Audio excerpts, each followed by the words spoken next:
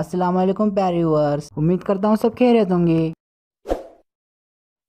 दोस्तों, हम आज इस वीडियो के बाद स्लीप के एक्सपर्ट बन जाएंगे और आज हम 3 चीजें देखेंगे। पहला कि हमें किस पोजीशन में सोना चाहिए, दूसरा कि जल्दी नींद लाने के लिए क्या क्या तरीके हैं, और तीसरा हमें कितनी देर तक सोना चाहिए। तो सबसे पहला सवाल आता है कि हमें स्लीप के बारे में इतनी इन्फॉर्मेशन क्यों होनी चाहिए। हम दिन भर अपने काम में कितना फोकस रहेंगे, कितने एक्टिव रहेंगे, हमारा परफॉर्मेंस लेवल कितना होगा, कितनी जल्दी हमारे फेस पर रिंकल्स आएंगे, ये सब डिपेंड करता है स्लीप पर। और हमें cancer, heart disease, Parkinson disease, Alzheimer disease, इन सब डिजीज की चांसेस भी डिपेंड करते हैं हमारी स्लीप की क्वालिटी पर। तो सबसे पहला सवाल आता है कि हमें किस पोजीशन में सोना चाहिए। हम लोग 3 ही पोजीशन में सो सकते हैं, या तो बैक पर, स्टमक पर या साइडवेज। मेजॉरिटी लोग 63% लोग साइडवेज सोते हैं। तो हम पहले इसी से स्टार्ट करते हैं। हम 2 तरीके से साइडवेज सो सकते हैं, लेफ्ट साइड या फिर राइट साइड। हजारों सालों से चला आ रहा आयुर्वेदा और गिवन आजकल की लेटेस्ट साइंटिफिक डिस्कवरीज बताती हैं कि लेफ्ट साइड सोना हेल्थ के लिए सबसे ज्यादा फायदेमंद है। अब सवाल आता है कि क्यों। इस बात को आप लॉजिकली एक्सप्लेन करो। तो इसके लिए मैं बहुत थोड़ी सी बायोलॉजी का सहारा लूंगा। आप जैसे ही कोई खाना खाते हैं तो वो खाना एक पाइप के जरिए आपके पेट में पहुंचता है। इस पाइप को एसोफेगस कहा जाता है। अब जैसे ही ये खाना आपके पेट में पहुंचता है, आपके पेट में गैस्ट्रिक फ्लूइड्स रिलीज होते हैं, यानी एक एसिड रिलीज होती है, जिससे उस खाने को डाइजेस्ट किया जाता है और नेक्स्ट सेक्शंस में पहुंचाया जाता है।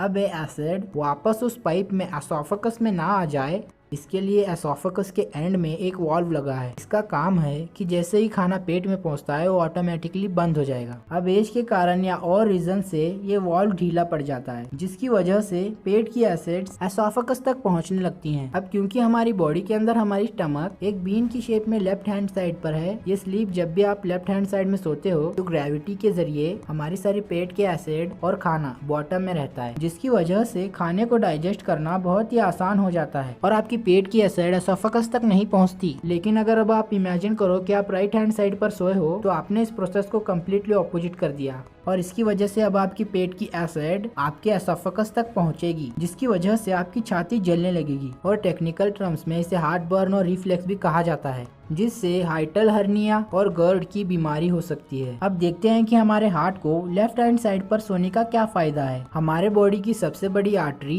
आयोटा है, जो कि हार्ट के साथ कनेक्टेड है और लेफ्ट हैंड साइड में टिल्टेड है। आयोटा को डायरेक्टली हार्ट से खून मिलता है और वो खून हमारे लोअर पार्ट ऑफ बॉडी में जाता है। अब अगर हम लेफ्ट हैंड साइड में सोते हैं तो नेचुरल ग्रेविटेशनल फोर्सेस की वजह से हमारे हार्ट को आयोटा में खून पहुंचाने के लिए बहुत ही कम एफर्ट करना पड़ेगा, और जबकि ये एफर्ट बहुत ज्यादा होगा अगर हम राइट हैंड साइड पर सोते हैं। अगर आपने अपने घर में पंप लगाए हैं तो आप इस प्रिंसिपल को आसानी से समझ सकते हैं कि पानी को ग्राउंड फ्लोर से 10th फ्लोर तक पहुंचाना मुश्किल है, जबकि ये बहुत आसान है कि अगर आपको पानी को 10th फ्लोर से ग्राउंड फ्लोर में लाना है। इसलिए अगर आप पूरे दिन में 8 घंटे लेफ्ट हैंड साइड में सोते हैं तो वो अपने 8 घंटे आप अपने बेस्ट फ्रेंड हार्ट की मदद कर रहे हैं।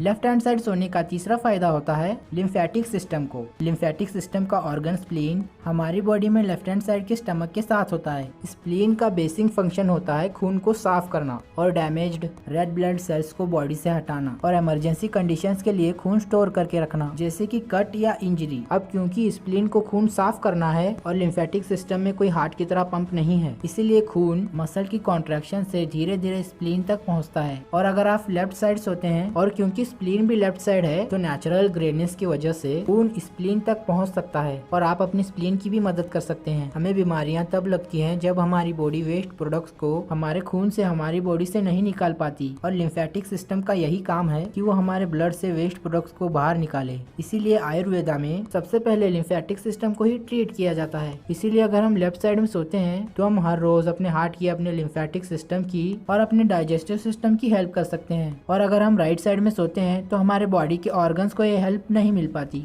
नेक्स्ट स्लीपिंग पोजीशन आती है जब हम अपने बैक पर सोते हैं।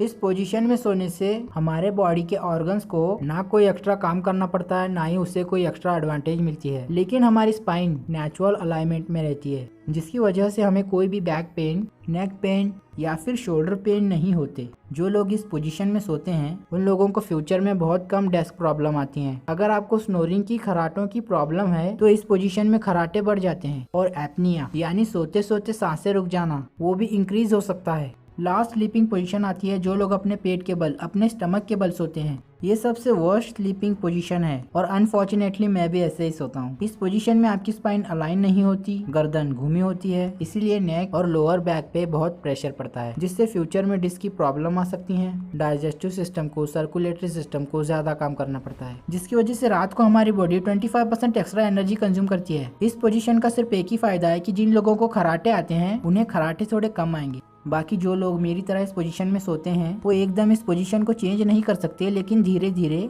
हमें इस पोजीशन से लेफ्ट साइड में सोने की ज़्यादा प्रैक्टिस करनी पड़ेगी। स्लीप पोजीशन से भी इम्पोर्टेंट चीज़ आती है कि हम कितनी गहरी नींद ले रहे हैं, जिससे डिसाइड होता है कि क्या हम अपनी लाइफ बिना बीमारियों के जी पाएंगे या नहीं। तो अब हम देखते हैं वो छोटे चेंजेस जो हम अपनी लाइफ में अप्लाई कर सकते हैं, जिससे हम बहुत गहरी नींद ले सकते हैं। सिर्फ 2 हार्मोन्स को समझकर हम अपनी नींद को काफी अच्छे लेवल तक समझ सकते हैं। ये 2 हार्मोन्स हैं मेलाटोनिन और कॉर्टिसोल। मेलाटोनिन को स्लीप हार्मोन भी कहा जाता है, क्योंकि जिस वक्त हमारे बॉडी के अंदर ज्यादा मेलाटोनिन होगा उस वक्त हमें बहुत गहरी नींद आ सकती। और दूसरा हार्मोन है कॉर्टिसोल, जिसे स्ट्रेस हार्मोन भी कहा जाता है। जिस वक्त हमारे बॉडी के अंदर ज्यादा कॉर्टिसोल होगा उस वक्त हम ज्यादा अटेंटिव स्टेट में होंगे, और अगर कॉर्टिसोल बहुत ज्यादा आ जाता है तो हमें बहुत ज्यादा स्ट्रेस हो जाएगा। अब जैसे ही सुबह सूरज उगता है उस वक्त हमारे बॉडी के अंदर कॉर्टिसोल का लेवल ज्यादा होता है और मेलाटोनिन बहुत कम, जिससे हम ज्यादा अटेंटिव होते हैं। सूरज के साइकिल के साथ साथ हमारी बॉडी में कॉर्टिसोल का लेवल धीरे धीरे कम होता रहता है और मेलाटोनिन का लेवल बढ़ता रहता है। जिस वक्त सूरज डूबता है उस वक्त हमारे मेलाटोनिन का लेवल ज्यादा और कॉर्टिसोल का कम होता है। इसे हम साइंटिफिक टर्म्स में सर्केडियन रिदम भी कहते हैं। इन शॉर्ट, अगर हमें अच्छी नींद चाहिए तो रात को हमारे अंदर मेलाटोनिन ज्यादा होना चाहिए और कॉर्टिसोल कम। जिन लोगों की बॉडी रात को मेलाटोनिन प्रोड्यूस नहीं कर पाती उन्हें डॉक्टर मेलाटोनिन की मेडिसिन देते हैं। हमारा गोल हमारी बॉडी में मेलाटोनिन नेचुरल तरीके से लाने का है, ना कि दवाइयाँ खाकर, जिसके ऑब्वियसली बहुत सारे साइड इफेक्ट्स भी हैं। अगर हमें अपनी बॉडी में मेलाटोनिन नेचुरल तरीके से पैदा करना है तो हमें हमारी बॉडी को 2 कंडीशन प्रोवाइड करानी होगी। पहला है डार्कनेस, यानी कमरे में पूरी तरह से अंधेरा, और दूसरा है consistent sleep and wake cycle, यानी हर रोज ऑलमोस्ट सेम टाइम पर सोना और सेम टाइम पर उठना। कमरे में अंधेरा होना हमारी गहरी नींद के लिए इतना ज्यादा इम्पोर्टेंट है कि कॉर्नेल यूनिवर्सिटी के रिसर्चर्स ने एक एक्सपेरिमेंट किया, जिसमें उन्होंने एक आदमी को एक पूरे अंधेरे रूम में सुलाया, उसके साथ सेंसर्स अटैच किए और फाइबर ऑप्टिक केबल से एक 50 पैसे के सिक्के के बराबर थोड़ी सी लाइट उसके घुटने के पीछे कंस्टेंटली फ्लैश करी, और सिर्फ इतनी सी लाइट से उसकी पूरी स्लीप साइकिल डिस्टर्ब हो गई। और जो लोग रात को पूरे अंधेरे में सोने से डरते हैं वो रेड लाइट का नाइट बल्ब यूज कर सकते हैं।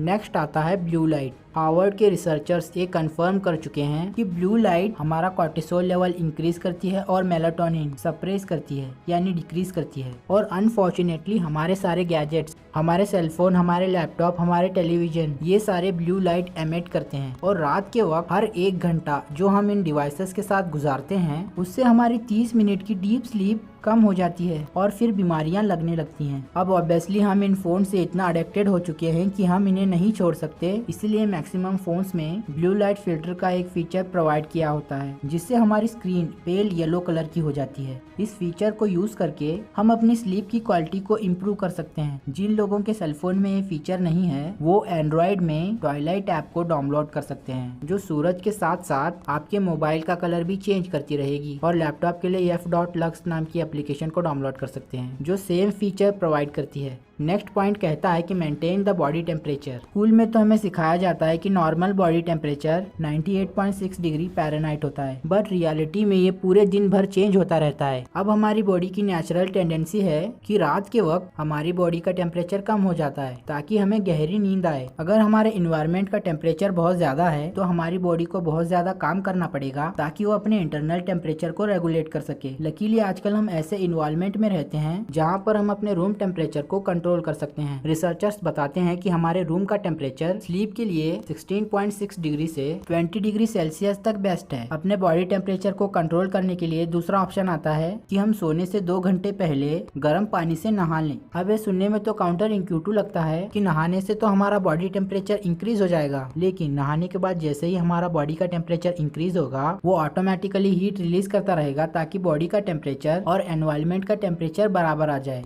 और फाइनली वो थोड़ी एक्स्ट्रा हीट रिलीज कर देगा जिससे बॉडी का टेम्परेचर एनवायरनमेंट के टेम्परेचर से थोड़ा कम रहेगा और हमें गहरी नींद आएगी। नेक्स्ट पॉइंट आता है कि हर रोज हमें कितने हार्स तक सोना चाहिए। तो नेशनल स्लीप फाउंडेशन के 18 एक्सपर्ट्स ने मिलके हेल्थ प्लेयर के स्लीप हेल्थ जर्नल में हमें ये रिकमेंडेशंस दिए।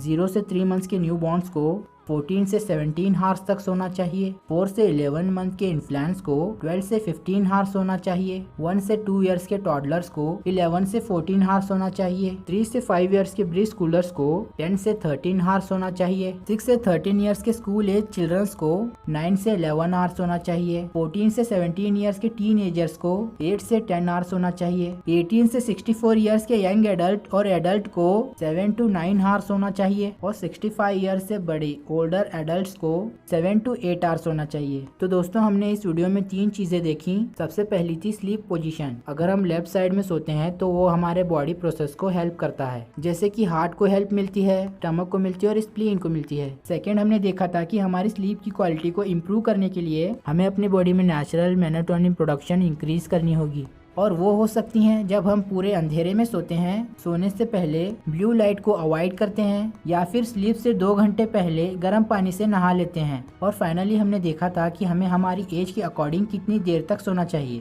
तो आज के लिए बस इतना ही। दोस्तों आप सबको ये वीडियो अच्छी लगी हो तो इसे लाइक शेयर कमेंट करना, और अगर आप सब ऐसे ही अमेजिंग वीडियोस देखना चाहते हैं तो चैनल को सब्सक्राइब करके घंटी को दबा देना। तो चलिए दोस्तों मिलते हैं ऐसी किसी अमेजिंग वीडियो में।